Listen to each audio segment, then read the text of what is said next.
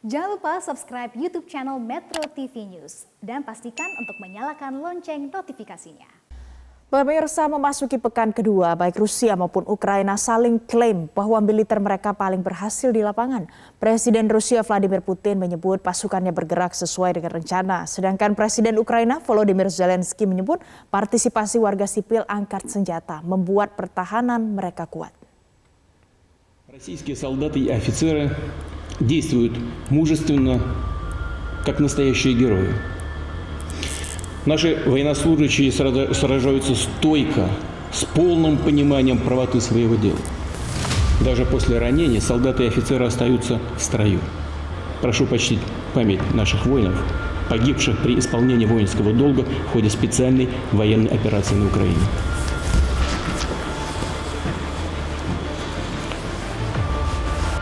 Уважаемые товарищи, хочу сказать, что специальная военная операция идет в строгом соответствии с графиком, по плану. Все поставленные задачи успешно решаются. Ракетно-бомбові удари Росії по українських містах – це зізнання, що не змогли зробити нічого суттєвого на нашій землі. Усі лінії нашої оборони збережені. На жодному з стратегічних напрямів у ворога немає успіху. Вони пригнічені, вони приречені. Київ вистояв цю ніч. І черговий ракетно-бомбовий удар. Ми відновимо кожний будинок, кожну вулицю, кожне місто. І говоримо Росії: вчить слова репарації та контрибуції. Ви відшкодуєте усе. Усе нам, що зробили проти нашої держави, проти кожного українця в повному обсязі. Nah, pemirsa, lalu mengapa Rusia sangat bernafsu terhadap Ukraina? Apakah ini juga menjadi momentum Rusia untuk membuktikan kepada dunia termasuk Amerika Serikat? Kita akan membahasnya lebih lengkap bersama dengan pengamat Rusia yang juga merupakan Kepala Prodi Hubungan Internasional Universitas Mustopo Jakarta, Farda Hamid. Selamat pagi, Mbak Farda. Selamat pagi, Mbak Farda. Selamat pagi, Mas Reno, Mbak Valen. Baik, Mbak Farda, kalau kita lihat tadi statement dari Presiden Rusia Vladimir Putin mengatakan rencana operasi militer berjalan dengan baik, target-target ini juga terpenuhi. Kalau target-target sudah terpenuhi, lantas mengapa invasi Rusia ke Ukraina masih belum selesai sampai dengan sekarang? Apa yang belum tercapai? Baik, Mas Reno. Jadi kalau kita mengutip dari apa yang dinyatakan oleh Rusia, bahwa yang menjadi target operasi militer Rusia saat ini ke Ukraina ada dua hal. Yang pertama adalah melindungi atau memastikan wilayah Donetsk dan Lugansk, di mana ada banyak warga Rusia di sana yang tinggal, dan juga warga ex-Ukraina yang memang pro terhadap Rusia, memastikan bahwa mereka baik-baik saja di sana, tidak ada kejahatan atau tekanan militer dari pihak Ukraina.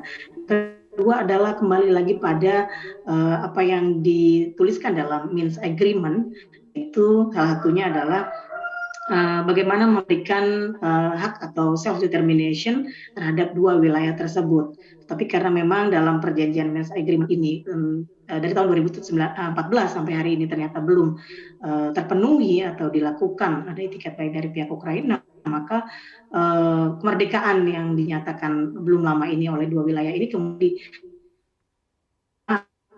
diakui oleh Rusia, karena memang Rusia berpikir bahwa tidak ada itikat baik dari Ukraina dan pihak-pihak yang waktu itu menandatangani Minsk Agreement.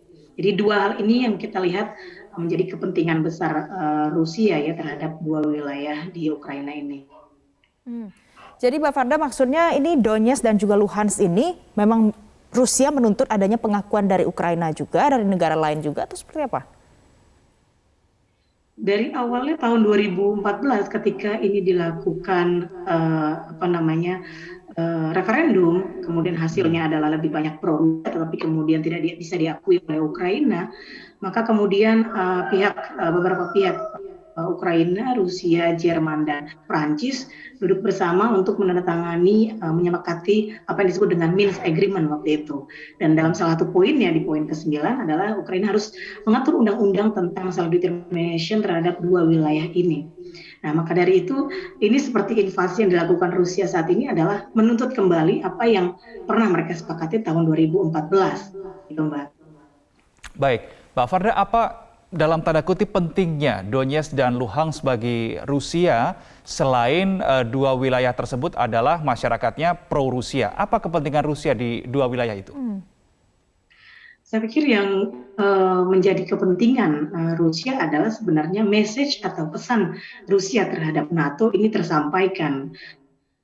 Kalau kita lihat dari tahun 2004 percakapan, kemudian dari tahun 90-an, 94, 98, kemudian 2004, ada beberapa pembahasan tentang bagaimana menjaga hubungan Rusia dengan NATO, melakukan perluasan keanggotaan di Eropa Timur. Nah, ini yang selalu diingatkan oleh Rusia bahwa perluasan keanggotaan NATO di Eropa Timur sangat mengganggu kenyamanan begitu, keamanan juga bagi Rusia. Sehingga beberapa kali dalam pesan dan pertemuan dan kesempatan di internasional, Rusia selalu mengingatkan bahwa NATO jangan perluas keanggotaan ke Eropa Timur. Jadi ini sebenarnya adalah message juga atau demonstrasi Rusia terhadap NATO dan dunia bahwa tolong apa yang disampaikan atau menjadi arahan Rusia juga bisa didengarkan oleh pihak-pihak Barat. Demikian, Mas. Mbak Farda, kalau kita lihat Reno juga dari sisi geopolitiknya, ini seperti apa sih pentingnya Ukraina ini tidak join NATO?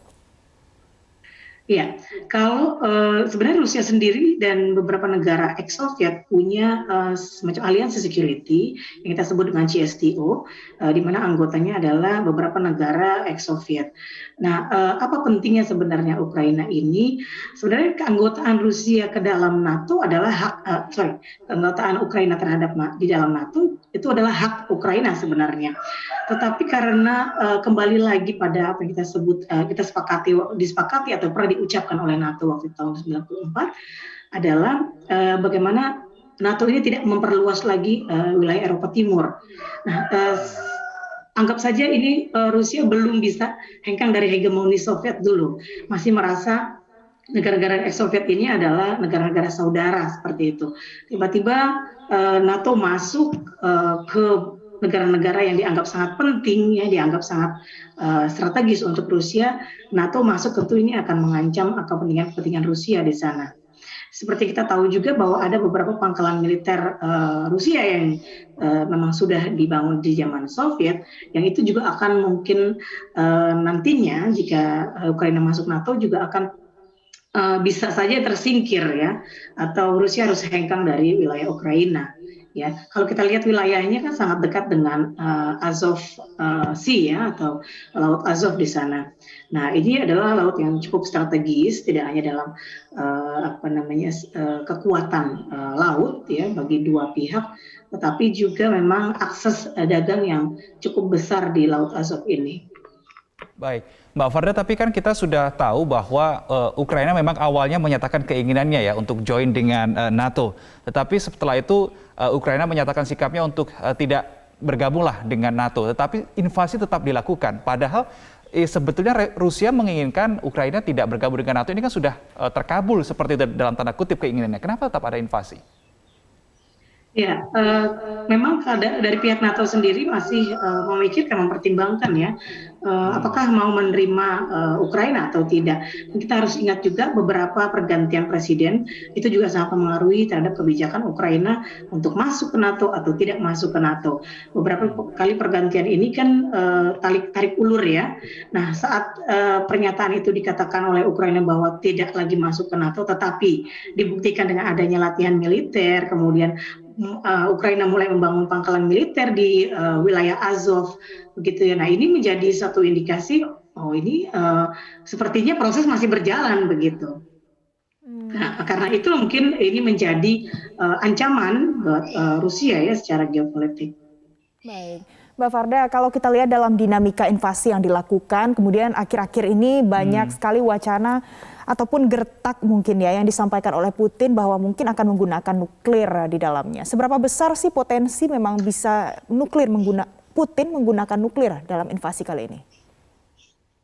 Ya, kita ingat bahwa perjanjian START 1, START 2, perjanjian antara US dengan Rusia untuk mengurangi misilnya, ya, untuk kelas menengah itu juga pernah dilakukan, tetapi untuk START ketiga ini tidak berjalan lancar, ya, karena dari pihak Rusia juga melihat bahwa ternyata dari pihak Amerika juga tidak ada pengurangan yang seimbang begitu, sehingga mulai dari itu Rusia saya lihat tidak lagi mulai mengembangkan, ya, nuklir barunya yang berkekuatan tinggi, ya. Nah, ini yang kemudian menjadi bargaining power Rusia di internasional, terutama di Eropa, karena ada beberapa juga pemberitaan atau informasi bahwa NATO juga mulai tidak hanya merekrut negara-negara ex-Soviet, ya, atau yang berada di Eropa Timur, tetapi juga mulai mencanangkan rencana-rencana nuklirnya. Nah, sehingga Rusia sendiri juga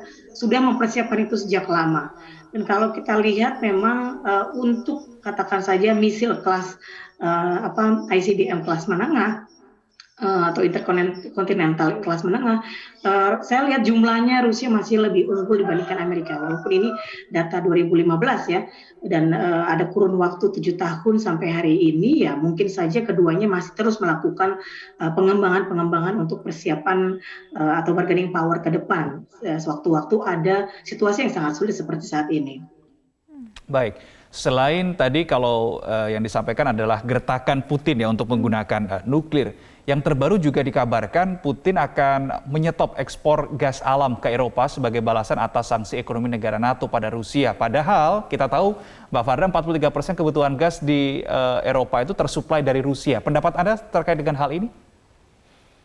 Iya, ini sebenarnya kalau sampai embargo ini dilakukan oleh pihak Barat, Eropa dan Amerika, ini juga sangat merugikan Eropa sebenarnya sebagai korban. Kita lihat saja tahun 2014, kemudian dari tahun 2008, ya, ketika mulai ada krisis tahun 2008 antara Ukraina dengan Rusia, dispute, ya, masalah gas, teritori dan sebagainya.